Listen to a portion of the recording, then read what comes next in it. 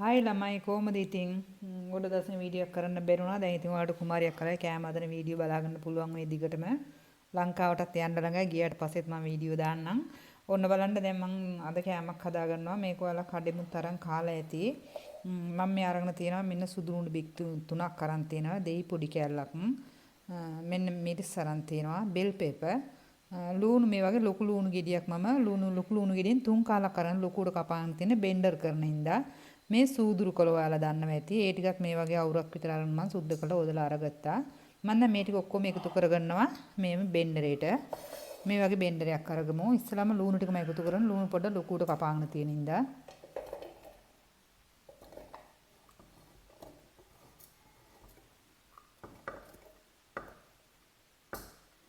ඊට පස්සේ සුදු ලුණු ටිකම එකතු කරගන්නවා. ඔන්න සුදු ලුණු ගෙඩි 3ක් තියෙනවා. ඔන්න බෙල් පේපර් ටිකත් එකතු කරගන්නවා. අන්තිමට මම එකතු කරගන්නේ සූදුරු කොළ ටික. හොඳට හොදලා තියෙන්නේ.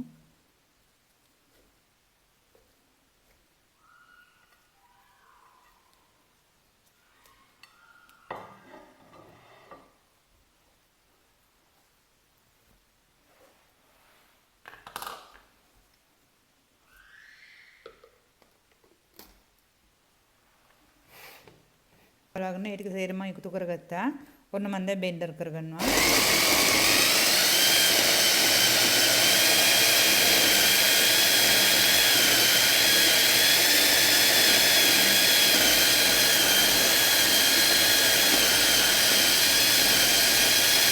ඔන්න බලන්න මම දැන් ඒ ටික බෙන්ඩර් කරගත්තා. ඊට පස්සේ ඔයාලට මේ තේරෙනවා ඇති මේ බැටළු මස් කඩෙන් ගෙන ආපු වගේ බැටළු මස් දෙනවා. ගෙදරින් උනත් අපිට බැටළු මල් කුකුල් මස් කටු නැති කාරණේ මේ වගේ බෙන්ඩර් කරලා අරගන්න පුළුවන්. ඒකට මම දැන් එකතු කරගන්නවා මේ බෙන්ඩර් කරගත්තු ටික. ඔක්කොම මේ ටික ටික එකතු කරගන්නේ මම.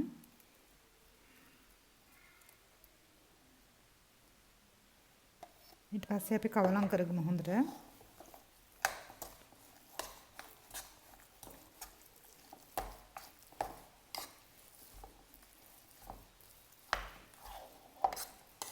ඔන්න බලාගෙන මම ඔක්කොම ටික එකතු කරගත්තා.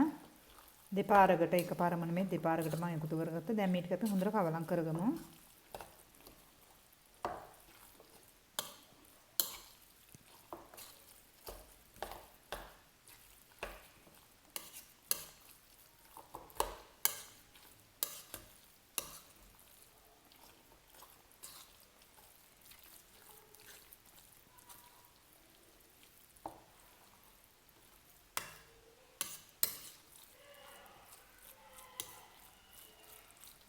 ඔන්න මම දැන් හොඳට කවලම් කරගත්තා. ඊට පස්සේ මම එකතු කරගන්නවා එකට කා කුඩු ටිකක්.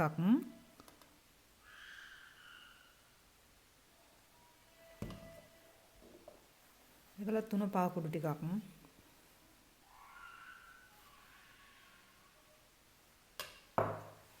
ඔයාලට මේ කෑම එක හදනකොට අපේ ගෙදර නම් මිරිස් කන්නේ නැති නිසා මම මිරිස් වර්ග කිසිම දෙයක් එකතු කරගත්තේ නැහැ. ඔයාලට පුළුවන් මේකට මේ ගම් මිරිස්, කෑලි මිරිස්, අවු මිරිස් වගේ කපලා ඔයාලට කැමති විදිහට කොච්චි මිරිස් ඕන දෙයක් එකතු කරගන්න පුළුවන්. මේ අපි මිරිස් කන්නේ නැති නින්ද තමයි මේ 3 පාවල තියෙන මිරිස් විතරමයි අපිට. මිරිස් කන්නේ නැහැ. හැබැයි මිරිස් එකතු කරාම ගොඩාක් රසයි.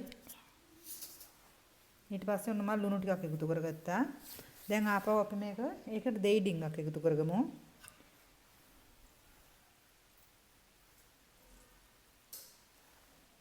දැන් ආපහු මේක හොඳට කවලම් කරගමු.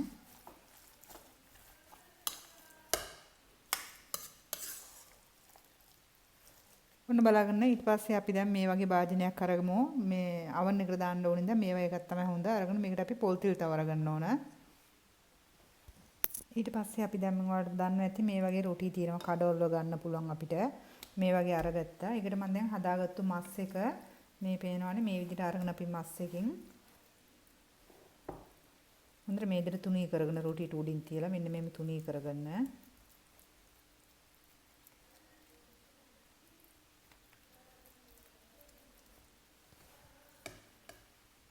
මෙන්න මේව තුනී කරගත්තට පස්සේ අපි දැන් මේ රොටි එක මෙන්න මේ විදිහට අපි නමා ගන්න ඕන.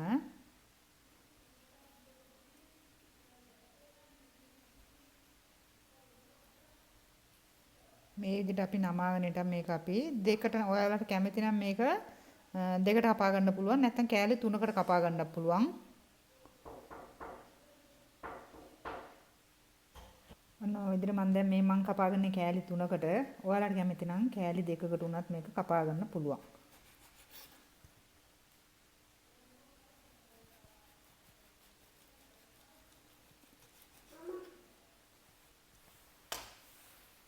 ඊට පස්සේ අපි අරගමු මෙන්න මේ වගේ. ඔයාලට මෙම නැත්තම් ගෙදරින් පොඩි ඉරටු කෑලි වගේ සුද්ධ කරලා ඔයාලට අරගන්නත් පුළුවන්. අරගෙන මෙන්න මේ විදියට ඉරටු කෑල්ලෙන් මේ වගේ මේ රොටිය වෙන් වෙන්නේ නැති විදියට මෙන්න මේම අපිට කෑලි දෙකක් අරන් මෙන්න මේ විදියට අපිට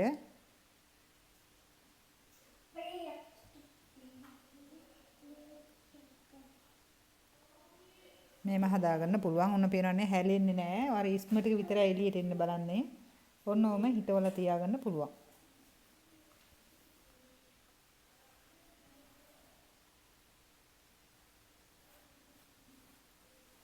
අනිත් එකත් ඒ විදිහම තමයි.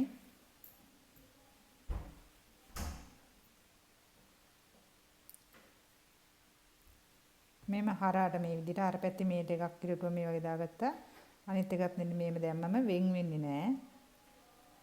ඔන්න පේනවනේ මේ විදිහට.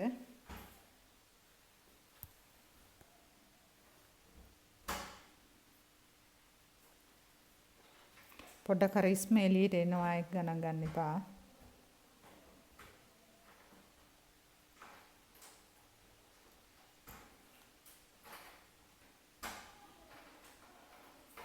මෙන්න මේ විදිහට ඉරටු අරගෙන මේ දෙපැත්තේ මේ මැන්නම මේ රොටිය වෙන් වෙන්නේ නැතුව තියෙනවා. ඔන්න බලාගන්න මේ විදිහට තමයි මම ඔක්කොම ටික හදාගෙන තියෙන්නේ. ඔන්න ඔය විදිහට හැදුවට පස්සේ අපි දැන් මේකට මේ විදිහට ඊයන් කොලයක් දාලා වාගන්න ඕනේ. මොකද රාමු මාස් එකනේ අපි මේවා කරේ. ඒකින්ද ඊයන් කොලයක් දාලා අපි මේක වාගමු. බලාගන්න මම දැන් මේක අවන් එකට දානවා.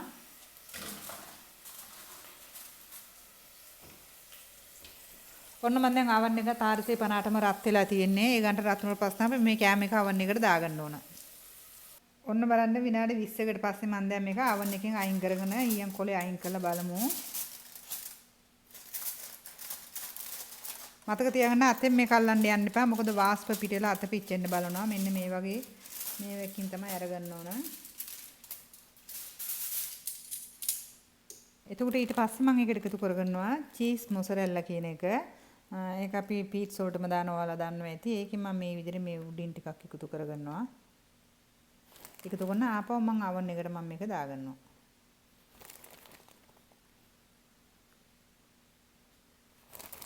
ඔන්න බලන්න මේක දැන් විනාඩි 5ක් විතර ආපහු මම oven එකට දාගන්නවා.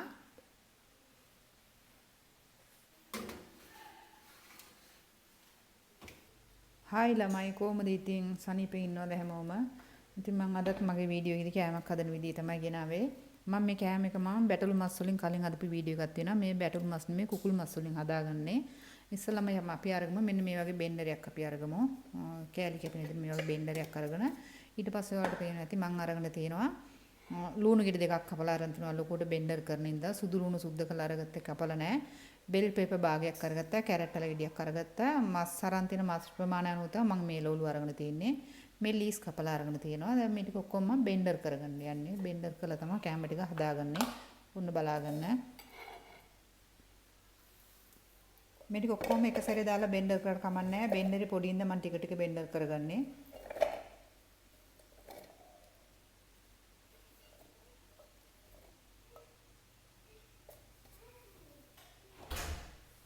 පස්සේ ඔන්න මම දැන් බෙන්ඩර් කරගන්නවා.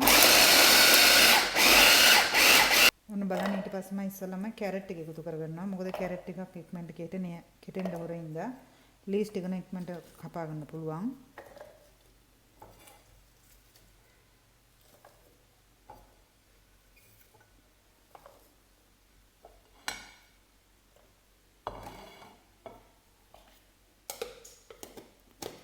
ඒකත් අර විදිහටම බෙන්ඩර් කරගමු.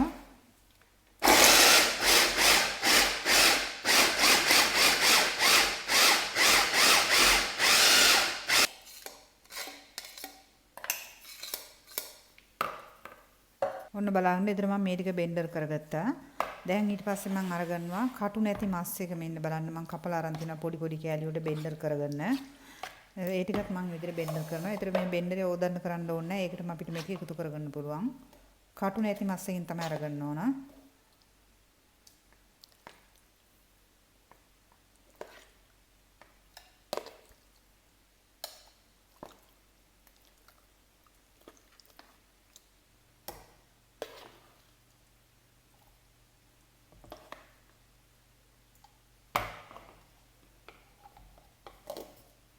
ඔන්න ඒකත් ඒ විදිහටම බෙන්ඩර් කරගමු.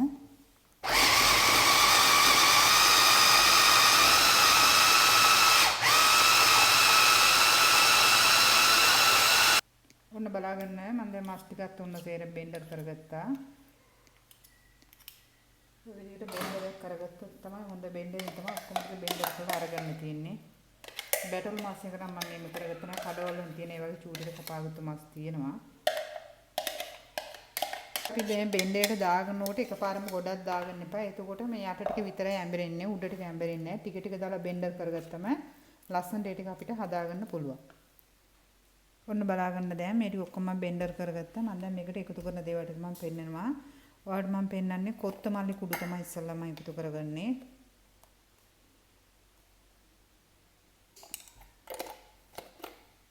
ඊට පස්සේ මම තුනපා කුඩු කියන්නේ කුකුල් මස් එකට දාන්න තුනපා එක.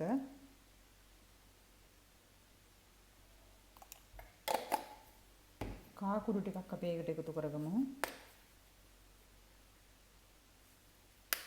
ගම්මිරිස් කුඩු ටිකක්. ඔයාලට කැමති නම් මේ සූදුරු මාදුරු ඒ වගේ කොළ අපිට එකතු කරගන්න පුළුවන්. සල්දිරි වගේ.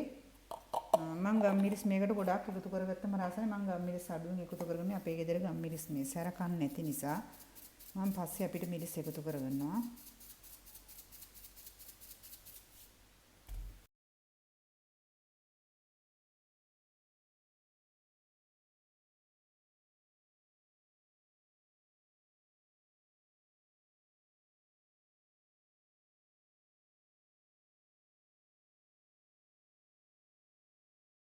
බලන්න ඊතර මේ වගේ මම භාජනයක් අරගත්තා. මේකට මම තෙල් ගාගෙන තියෙන්නේ. මෙන්න තෙල් ගාලා තියෙන්නේ.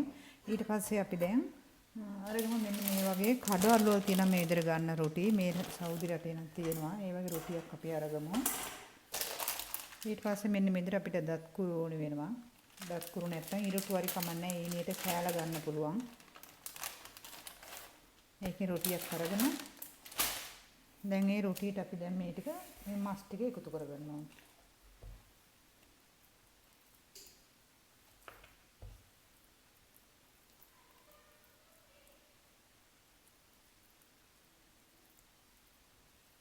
දැන් මේ විදිහට මස් ටික එකතු කරගත්තට පස්සේ මම දැන් මේක මෙහෙම නමා ගන්නවා.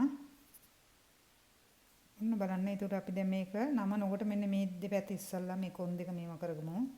ඊට පස්සේ තමයි නමන්න ඕන. නැත්නම් දෙපැත්තේ මස් පිට වෙන්න බලනවා. කොහොමත් ඔක දැන් නමලා අපි කෑලි තුනකට මේ කපනකොට මේ මස් වතුර වගේ එළියට පිට වෙන්න බලනවා. ඒකට කමක් නැහැ. මෙන්න මෙහෙම උතා ගත්තට පස්සේ අපි දැන් මේක කෑලි තුනකට අපි කපාගමු.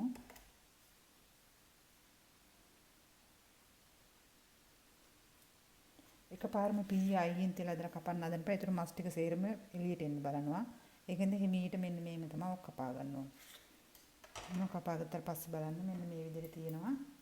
අර දත් කුරක් අරගෙන මෙන්න මේම අපි ඒ කියන්නේ රොටි එක වෙන් වෙන්නේ නැති වෙන්න මෙන්න මේම අපි එක හදා ගන්න ඕන.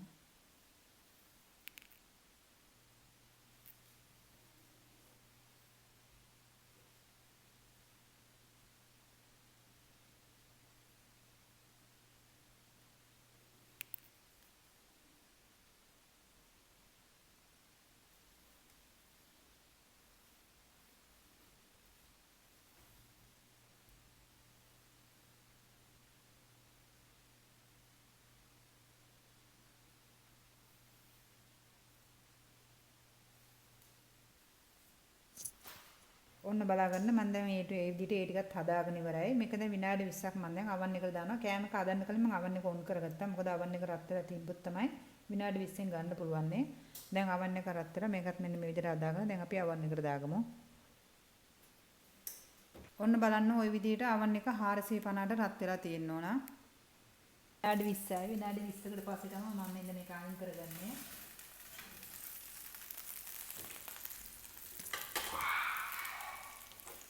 බලන්න විනාඩි 20කට පස්සේ මේ චීස් එක මේ ජුබුන මොසරෙල්ලා කියලා තියෙනවා. චීස් මොසරෙල්ලා ඒක පීට් සෝල්ට් මේක එකතු කරගන්නවා. ඒකෙන් අපි ටිකක් මෙන්න මේ විදිහට උඩින් අපි තියාගමු. චීස් මොසරෙල්ලා. එහෙම නැතුනොත් අපිට අනිත් චීස් එකකුණත් පුළුවන්. ඒකට ඊයන් කොලයක් දාලා වහගත්තේ නෑ. අර වහපු නැති නිසා මේ විදිහට පොඩ්ඩක් ඔයාලට මේ හයියි වගේ රන්වන් පාටට පේන්නේ. ඊයන් කොලේ දාලා වහගත්තම මේ විදිහේ පාටක් එන්නේ නෑ. මේ ඔයාලට කැමති නම් ඊයන් කොලයක් දාලා වහන්නත් පුළුවන්. මම දැන් මේක ආපහු oven එකට දාගන්නවා. මේ දැන් චීස් ටික පොඩ්ඩක් රන්වන් පාට වෙනකම් විතරක් තමයි මේක oven එකට දාගන්නේ. ඔන්න බලාගන්න මේකට විනාඩියක් විතර වගේ තමයි ගියේ මේ ලස්සන පාටක් ගන්න අර චීස් ටික දැම්මට පස්සේ. ඒතර මගේ වීඩියෝ එක ඔයාලා බලලා මේ විදිහට මම කලින් වීඩියෝ දාලා තියෙන බැටළු මස් හදලා. ඒතර මේක කුකුල් මස් වලින් මේක හදනකොට මම තව සෙරකොලට මතක් කරන්න කැමතියි. ඊයන් කොලේ උඩට දාන්න එපා. උඩට දැම්මොත් එම අර වතුරත් මේ දාඩිය ගතියත් එක්ක මේ රොටි එක නිකන් පෙඟිලා වගේ එන්න හදනවා. මේ වගේ ඊයන් කොලේ දාන්න නැතුව හැදුවම ඇත්තටම ලස්සනට එනවා. මේ වගේ මගේ වීඩියෝ එක බලලා ඔයාලත් හදලා කාලා බලන්න. කාලා බලලා මට කමෙන්ට් එකක් දාන්න ගිහිල්ලා එන්නම් බුදුසරණයි පරිස්සමෙන් ඉන්න ආදරේ හැමෝටම. ඔන්න බලාගන්න දැන් මේකට මම එකතු කරගෙන තියෙනවා ලූණු කෑල්ලක් අරගෙන පොඩි ලූණු ගෙඩියක් අරගෙන පොඩියට ඉහිණියට ගාලා ගන්න පුළුවන්. එතකොට මෙතන තියෙනවා යෝගට් තියෙනවා සුදු ලුණුත් ඒ වගේ ඉහිණියට තරලා ගන්න බැන්න අර කැරට් ගාන එකෙන් ගාලා ගන්න පුළුවන්. මෙතන තියෙනවා කොත්තමල් මේ සූදුරු කොළ තියෙනවා. ඒතර මම ඒකට මේකතු කරගන්නවා ගම්මිරිස් ටිකක්.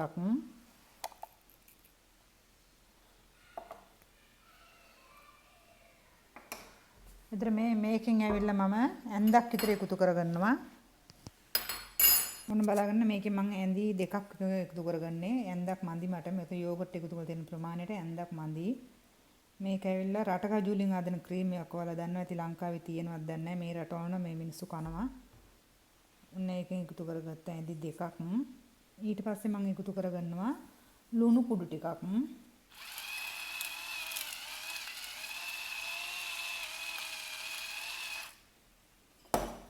දෙයි හැඹුල් ටිකක් එකතු කරගමු.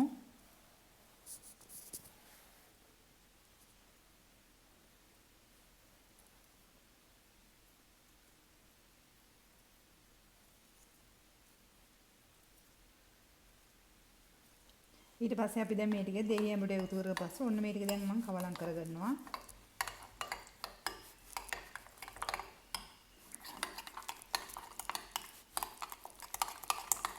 දැන් මම ඒකට විනාකිරි බින්දු දෙකක් විතර එකතු කරගන්නවා. ඒකත් එකතු කරලා කවලම් කරගත්තොත් මේක ඇත්තටම හරි රසයි මේ සෝස් එක.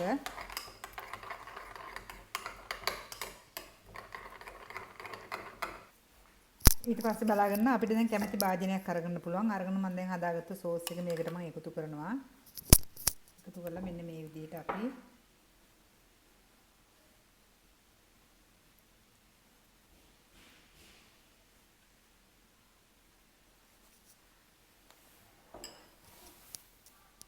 ඊපස්සේ මම හදාගත්තු කෑම එක මෙන්න මේකත් ওই විදිහටම ඒක උඩින් අපි තියාගමු.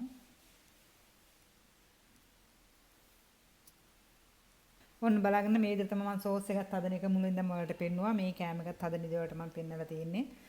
ඉතින් කාලෙට පස්සේ වීඩියෝ එකක් මම කරා කාලා බලන්න. ඇත්තටම හරිම රසයි. කාලා බලලා නම් මට කමෙන්ට් එකක් දාන්න. පරිස්සමෙන් ඉන්න බුදුසරණයි.